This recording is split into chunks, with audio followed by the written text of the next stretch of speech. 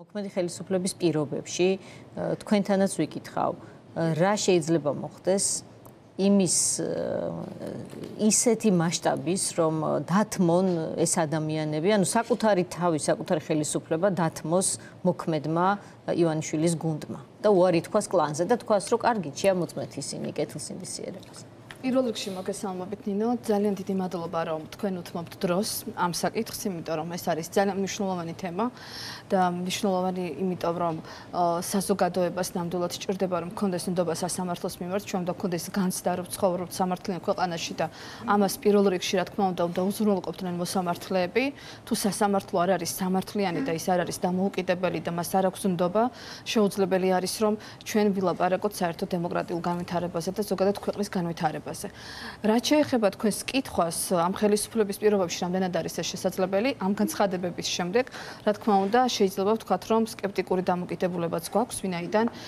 შეიძლება ისინი არ არიან მონდომებულები რომ ქვეყანაში შეიცვალოს მართლმსაჯულების სისტემა და ჩვენ ამას წლებია ვხედავთ მაგრამ მე პირადად ვარ ძალიან დიდი იმედით იმიტომ რომ საქართველოსთვის ახლა არის ძალიან გადამწყვეტი ეტაპი ევროინტეგრაციის გზაზე ეს არის ერთ-ერთი ნაბიჯი და საკითხი რომელიც ხელისუფლებამ უნდა შეასრულოს ის არის ვალდებული, რომ უზრუნველყოს, რომ საქართველოს კონდეს დამოუკიდებელი სასამართლო და დამოუკიდებელი სასამართლოს ერთ-ერთი კომპონენტი და ყველაზე შეიძლება ითქვას მნიშვნელოვანი კომპონენტი არის ის, რომ მოსამართლე იყოს დამოუკიდებელი და ის იყოს კეთილსინდისიერი.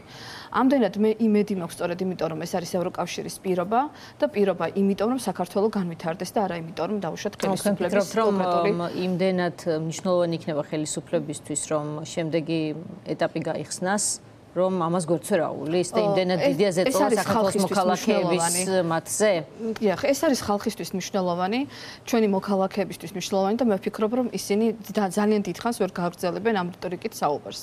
რაც შეეხება მოსამართლეების განცხადებებს, თქვენ დასაწყისში ამაზე საუბრობდით და მე მინდა რომ პატივისცემა გამოვხატო იმ მოსამართლეების მიმართ, რომლებიც ასეთი განცხადებები გააკეთეს, იმიტომ რომ ეს არის ძალიან საჭირო დღეისათვის, რომ ჩვენ ვიცოდეთ რა ხდება სასამართლო სისტემაში, ყველა მურუსიძია თუ არიან განსხვავებული ადამიანებიც, რომლებიც სრულიად სხვანაირად ფიქრობენ.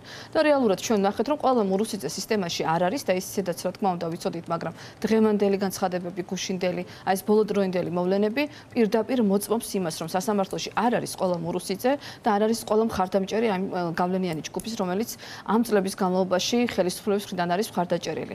კიდევ ერთი საკითხი, რაზეც მინდა რომ თქვენი ყურადღება გავამახვილო, ალბათ ჩვენი მაყურებელი ფიქრობს, ბოლოს და ბოლოს რა არის ეს კეთილსინდისიერი მოსამართლე. რა თქმა უნდა, კანონით ეს ძალიან დეტალურად არის გაწერილი და ამის სტანდარტები არსებობს და ასე შემდეგ, მაგრამ ამაზე არ ვისაუბრებ.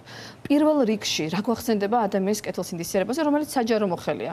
ის რომ ის ასრულებს მასზე დაკისრებულ მოვალეობებს.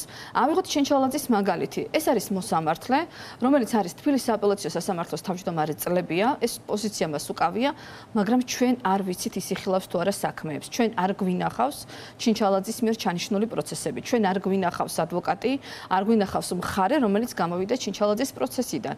არ გვაწოდებს თბილისის სააპელაციო სასამართლო ინფორმაციას თუ რამდენ საქმეს იხილავს ეს ადამიანი, იცავს თუ არა საერთოდ მანტიას და გადის თუ არა სხდომათა დარბაზში, ის ხომ სტატუსით არის მოსამართლე. და ვიმსჯელოთ იმაზე, არის თუ არა ეს ადამიანი კეთილსინდისიერი, რომელიც არის სტატუსით მოსამართლე, იღებს ამერიკის შეერთებული შტატების სახელმწიფო დეპარტამენტის მხრიდან. ეს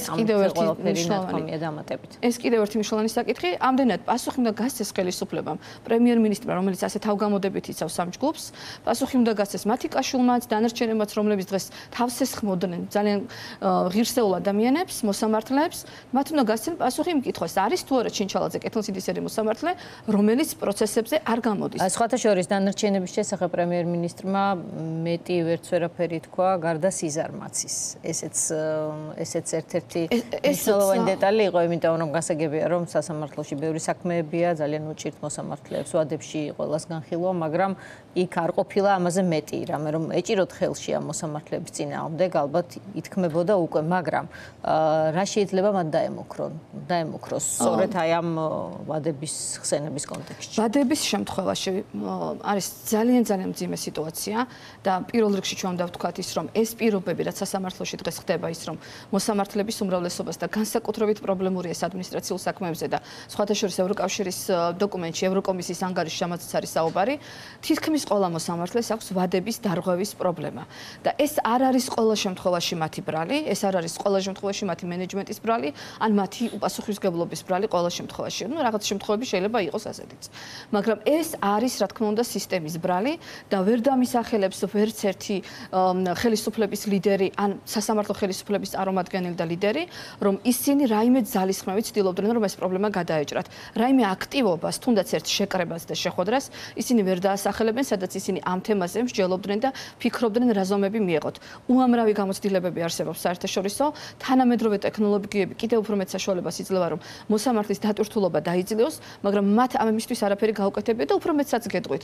2022 წლის ოქტომბერში პარლამენტმა შეიმუშავა სასამართლო სისტემის სტრატეგია, სადაც ჩაიწერა, რომ გაჭიანურებული საქმეები არის პრობლემა და უნდა დაიძილოს ეს საკითხი, მაგრამ არაფერი არ გაუკეთებია. საერთოდ არაფერი გაუკეთებია და იქიდან ძალიან დიდი საკითხების ნაწილი გადმოიტანა კოპი-პეისტით დეოლიგარქიზაციის გეგმა. Შემდეგად მე დარწმუნებით შემიძლია გითხრათ, რომ ის რაზეც კობახიძე საუბრობს, რომ თითქოს მოსამართლეების ზარმაცები არიან, ეს აი ამისთვის თუ ის დარდობს იმაზე და წუხს იმაზე, რომ გაჭიანურებულია სასამართლოში საქმეები, მაშინ უნდა გადაედგა ქმედითი ნაბიჯები, როცა ის პარლამენტის წევრი იყო და ახლაც შეუძლია მას რომ ზომები მიიღოს.